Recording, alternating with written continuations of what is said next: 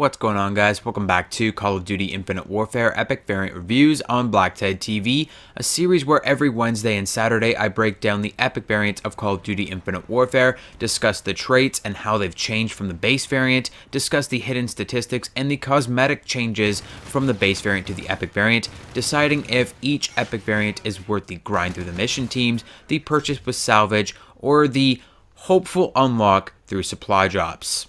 In today's video, we'll be reviewing the Karma-45 Phobos, which is of course a mission team variant, meaning you cannot unlock it in supply drops, you cannot purchase it with salvage, you have to grind through the missions in a mission team, level up a mission team all the way to level 50 before you can unlock this weapon. Now, what mission team would that be? That would be the Orion Initiative. So Orion Initiative unlocks around like level 15 of your first go through the levels, your first prestige. Once you're prestiged, you have full access to all mission teams, so it doesn't really matter too badly. You'll have pretty easy access to the mission team required for the Karma-45 Phobos. Now, is it worth grinding through 50 levels of the Orion Initiative for this weapon? I would say yes. I think this is one of the better mission team variants out there, and there's not really too many downsides when it comes to this weapon. It's pretty self-contradictory in nature, and we'll discuss that when we get into the traits, and there are some maybe tiny little problems with the way that the weapon is designed as far as how it looks, but the weapon itself is sound. It's probably the best Karma-45 variant, and it's one of the better mission team variants in the game. Before we get into weapon traits and how this weapon has changed statistically from the base variant, I'd like to discuss a cosmetic change that could potentially affect your gameplay. Now, most epic variants in this game will have some kind of varied cosmetic change. The appearance of one weapon will not look the same as the base variant, but for the most part, they all stay relatively similar. Some of them change the iron sights, and this is one of those weapons, although this weapon does not change the iron sights for the better when it comes to the average player. Now, I'm actually a fan of the iron sights of the Karma-45 Phobos, and I know a lot of people are, but statistically they aren't the best, and really what they do is obscure more of your vision than the standard Karma-45 iron sights. So the Karma-45 iron sights are closer to what I like to call iron optics, so they feature a floating dot, not unlike an ELO sight that allows you to aim at your target without much obstruction. The Karma-45 Phobos, on the other hand, opts for a more traditional iron sight structure, so it's all closed in. There's metal brackets running down your gun. There's a little flange it used to aim inside a closed-in circle. Very, very similar to the BlackTideTV iron sights, to the MP5 iron sights from previous Call of Duty games. It's a traditional SMG iron sight structure, and so traditionally this iron sight would be sound, but in comparison to the floating dot of the iron optic, well, there's no comparison at all. The iron optic is a million times better. You can see so much more of your target, of your surroundings. It's very easily seen through. There's no obstructive hindsight, like if you haven't noticed already in the gameplay. The Karma-45 Phobos has a very large hindsight, so if someone is running across you, you can't really see them if they're standing right next to your iron sight, but not too far away, if you get what I mean. You can't see them because of this big, bulky hindsight.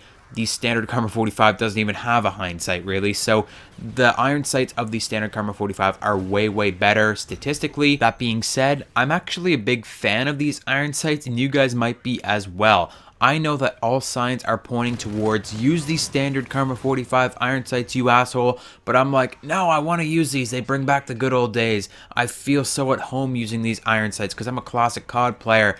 I know that they're not as good, but I find myself doing better with them, which is just really strange. So it's totally a subjective thing when it comes to these iron sights. They may affect your gameplay in the long run, but when it comes to the traits of this weapon, they really don't have an impact, because the epic trait of the Karma-45, as you can see with the card that I've put up on the screen, is Rushdown, which greatly reduces your spread while jumping and sliding. Now, what is spread? That would be your hip spread. The common trait that we have on the Karma-45 Phobos is Sharpshooter, which increases your damage range and stacks with rifled barrel. So Sharpshooter is a welcome bonus for the Karma-45. Karma-45, if you did not know, having the longest 4-shot kill range of any of the SMGs in game, not including the BlackTideTV.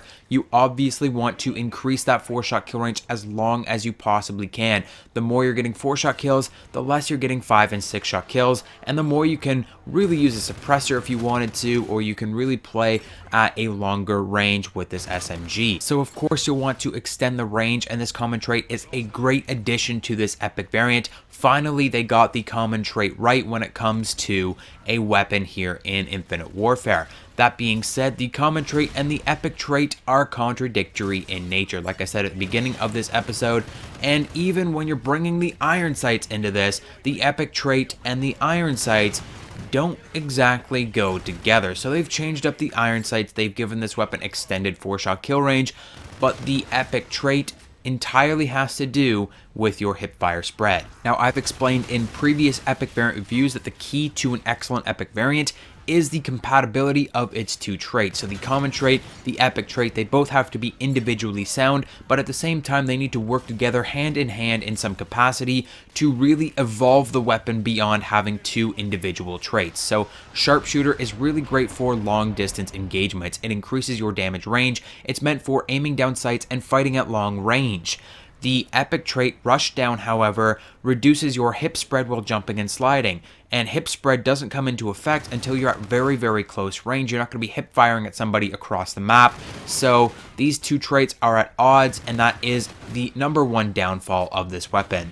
So let's take a moment to discuss the Rushdown trait, which is a trait that I feel like a lot of people would be confused of. A lot of people likely have false notions of how this trait actually works. So when you jump or slide, your hipfire spread will actually be reduced. You're actually more accurate when jumping or sliding than you are when sprinting around with this weapon, which is pretty crazy. It is very, very accurate when you're jumping or sliding, but that is the only time when it's more accurate. If you're on the ground, no change is in effect. This is only good for a player that's going to be jump shotting or slide shotting during their Call of Duty experience. So for the average casual Call of Duty player, this weapon will not have any effect on you. This is for advanced Call of Duty players that will be using stick and move or tactical or some kind of setup for your controller, or will be using a special controller and jumping around, moving, using all that advanced movement to the fullest capability. That's the only time when this weapon is actually going to do you any good.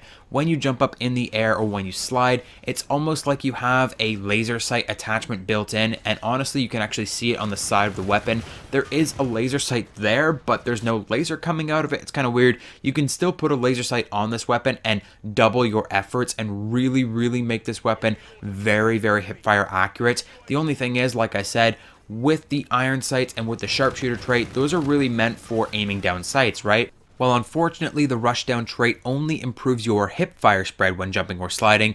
The instant you aim down sights, you lose all Rushdown trait abilities, and you're essentially using a Karma-45 with a rifle barrel attachment.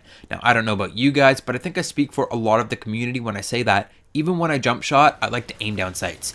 I'm a very accuracy-heavy player when it comes to Call of Duty.